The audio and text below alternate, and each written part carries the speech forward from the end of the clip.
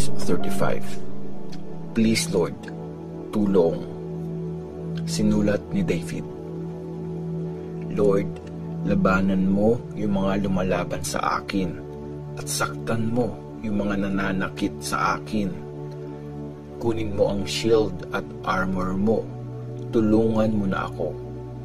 I-ready mo ang palakol mo at sibat para labanan yung mga humahabol sa akin. Sabihin mo sa akin, ililigtas kita. Akong bahala sa iyo.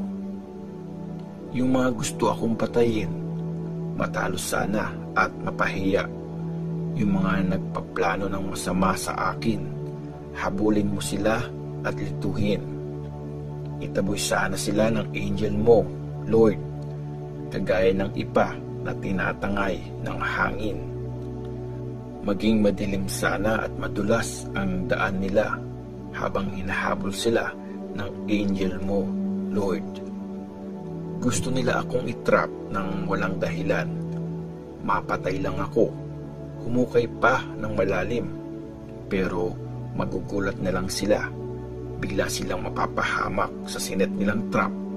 Sila mismo ang babagsak. Malalaglag sila at dun mawawasak. Tapos magsa-celebrate ako dahil kay Lord. Niligtas niya ako, kaya ako masaya. Buong puso kong sasabihin, Lord, wala kang kagaya. Nililigtas mo ang mahihina sa mga umaabuso sa kanila at ang mahihirap sa mga nang-aapi. Naglabasan ang mga sinungaling na witness. Pinagbibintangan ako sa mga bagay na wala akong kinalaman.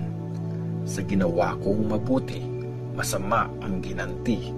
Grabe, nalungkot talaga ako. Pero nung sila ang nagkasakit, para akong namatayan, hindi ako kumain. Nakayuko ako, nag-pray ng taimtim. Parang ang pinagpipray ko, sarili kong kapatid o kaibigan. Lumakad akong sobrang tamlay na parang nanay ko ang namatay. Pero nung nagkaproblema ako, tuwang-tuwa sila. Sama-sama nila akong pinagtripan. Kinulpi ako ng mga di ko naman kilala. Binugbog ako, hindi ako tinigilan. Nilait-lait nila ako, bastusan talaga. Gigil na gigil sila sa galit sa akin. Pero Lord, bakit nanonood ka lang? Hanggang kailan ka ganyan? Iligtas mo ako sa mga layo na ito. Sasakmalin nila ako. Tapos, panagsama-sama ang bayan mo. Magte-thank you ako sa iyo. Pupurihin kita sa harap ng maraming tao. Yung mga sinungaling kong kaaway, huwag mong hayaang mag-celebrate sa pagkatalo ko. Yung mga galit sa akin na walang dahilan, huwag mong hayaang magtawanan pag ako'y nahihirapan. Masakit silang magsalita. Nag-iimbento sila ng kwento para siraan ang mga taong gusto ang tahimik na buhay. Pinagbibintangan nila ako. Sumisigaw pa, "Hoy, nakita namin ang ginawa mo." Pero ikaw, O Lord, nakikita mo ang lahat. Kaya huwag kang manahimik lang. Lord, huwag mo akong iwan. Gumising ka, Lord. I-defend mo ako. O Diyos, bumangon ka at ipaglaban ako. Matuwid ka, Lord, kaya i-declare mo akong walang kasalanan.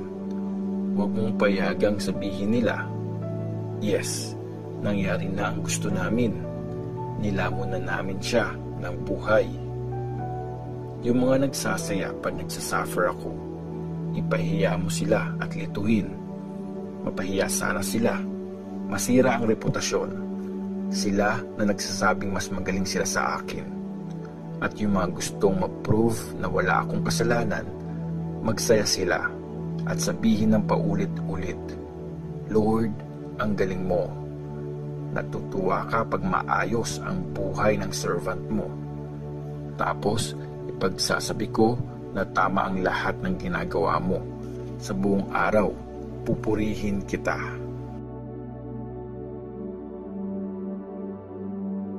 Psalms 36. Kasamaan ng tao. Kinompose ni David na servant ni Lord para kantahin ng song leader. Sa puso ng masasama, pumupulong ang kasalanan. Wala silang takot sa Diyos at wala ding galang. Feeling nila ang galing nila na kahit gumawa sila ng kasalanan, di yun malalaman at di mapaparusahan. Ang laman ng bibig nila, puro masama at panloloko. Hindi na nila alam gawin ang tama at mabuti. Matutulog na lang, nagpaplano pa ng masama. Wala silang ginagawang mabuti, basta masama, okay sa kanila. Kabutihan ng Diyos. Lord, abot sa langit ang pag-ibig mong wagas. Lampas pa sa mga ulap ang pagiging tapat mo. Ang pagiging matuwid mo, kasing taas ng bundok, at ang pagiging patas mo, kasing lalim ng dagat. Lord, tao man o hayop, lahat inaalagaan mo. O Diyos, napakahalaga ng wagas mong pagmamahal. Safe kami sa ilalim ng protection mo. Nagpipiesta kami sa dami ng handa mo. Pinapainom mo kami sa umaagos na kabutihan mo. Sa iyo nanggagaling ang buhay, at dahil sa ilaw mo, nakikita namin ang liwanag. Sige Lord, lagi mong mahalin ng wagas ang mga nagmamahal sa iyo, at lagi mong i-bless yung mga tama ang ginagawa. Huwag mong hayaang tapakan ako ng mayayabang o ipagtabuyan ako ng masasama. Nakahandusay na ang masasama. Ayan, bagsak na sila. Di na makakabangon pa. Psalms 37. Ang mangyayari sa mabuti at masama. Sinulat ni David. Huwag kang ma-stress dahil sa mga masama. Huwag kang mainggit sa mali ang ginagawa. Parang damo, mamamatay din sila. At kagaya ng dahon, sila'y malalanta. Magtiwala kay Lord at mabuti ang gawin para mabuhay ka ng safe at payapa sa lupain. Kay Lord mo hanapin ang saya at yung mga gustong-gusto mo, ibibigay niya. Ipaubaya mo kay Lord ang buhay mo. Magtiwala ka sa Kanya at tutulungan ka niya. Magiging malinaw sa lahat na tama ka, kasing liwanag ng araw sa tanghaling tapat. Relax ka lang, hintayin mo si Lord. Huwag kang ma-stress pag umaasenso ang iba o pag natutupad ang masamang plano nila. Huwag kang magpadala sa galit at sa stress. Ipapahamak ka lang yan. Kasi mawawala ang masasama, pero ang kay Lord nagtitiwala, tatanggapin ang pinangakong lupa. Konting panahon na lang, wala nang masasama. Kahit hanapin sa lugar nila, hindi mo sila makikita. Pero yung mga humble, tatanggapin ang pinangakong lupa. Ang sagana at magandang buhay, ma-e-enjoy nila. May pinaplano ang masasama laban sa mabubuti. Nangkikigil sila sa galit sa mga yon. Pero natatawa lang si Lord sa masasama kasi alam niyang bilang na ang mga araw nila. Nire-ready na ng masasama ang kanilang mga espada. Ready na rin ang mga pana nila. Ililigpit nila ang mahihirap at kawawa at papatayin ang mga gumagawa ng tama. Pero mamamatay ang mga masama sa sariling espada at mababali ang mga pana nila.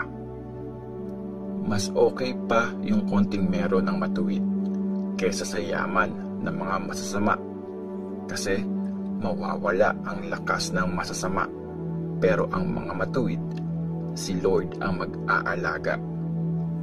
Concerned si Lord sa mga malinis ang buhay. Yung lupang minana nila, forever ng kanila. Sa panahong taghirap, di sila magigipit at kahit nagutom, sila'y sagana pa rin. Pero mamamatay ang mga masama. Ang mga kaaway ni Lord, parang magandang bulaklak, parang usok, mawawala rin sila. Nang hihiram ang masama, wala nang solian. Pero ang matuwid, bukas palad na nagbibigay. Yung blines ni Lord ang magmamana ng lupa. Palalayasin naman ang kanyang sinumpa. Si Lord ang nagga-guide sa dapat lakaran ng mga tao at pinoprotect niya yung mga nagpapasaya sa kanya. Kahit madapa pa sila, makakabangon din agad kasi hawak ni Lord ang kamay nila. Simula nung bata pa ako hanggang ngayong matanda na, never kong nakitang pinabayaan ang mga matuwid. Kahit mga anak nila, never na malimos ng pagkain.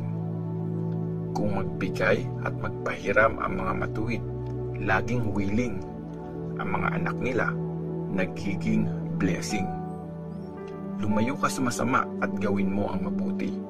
At ang lahi mo ay laging mabubuhay sa lupain. Since mahal ni Lord ang tama, di na pababayaan ang mga tapat sa Kanya. Forever, iingatan ang mga matuwid, pero ang lahi ng masasama ay itatakwil. Mamanahin ng matuwid ang lupain, at doon na sila titira forever. Puno ng wisdom ang salita ng mga taong mabuti, at laging patas sa lahat ang mga sinasabi. Nasa puso nila ang utos ng Diyos. Never silang lumilihis dito. Inaabangan ng masama ang taong mabuti. Pinaplanong siya ay patayin. Pero di siya pababayaan ni Lord sa kaaway. Pag may nagdemanda sa kanya, i-defend siya. Umasa kay Lord, lagi siyang sundin. Itataas ka niya at ibibigay sa iyo ang lupain. Makikita mo ang masasama ay palalayasin. May nakita akong tao, masama at abusado, parang puno sa Lebanon, malaki at matibay. Pero pagdaan ko ulit doon, aba, wala na siya. Hinanap ko siya, pero di ko na makita. Tingnan mo ang mga mabait at matuwid, yung mga taong tahimik ang buhay, nagpapatuloy ang lahi. Pero ang mga makasalanan, mawawasak ng tuluyan. Mauubos ang lahi nila, walang maiiwan. Sinisave ni Lord ang gumagawa ng tama. Siya ang takbuhan nila pag may problema. Tinutulungan sila ni Lord at nililigtas. Nire-rescue sila sa masasama kasi kay Lord sila pumupunta para maging safe.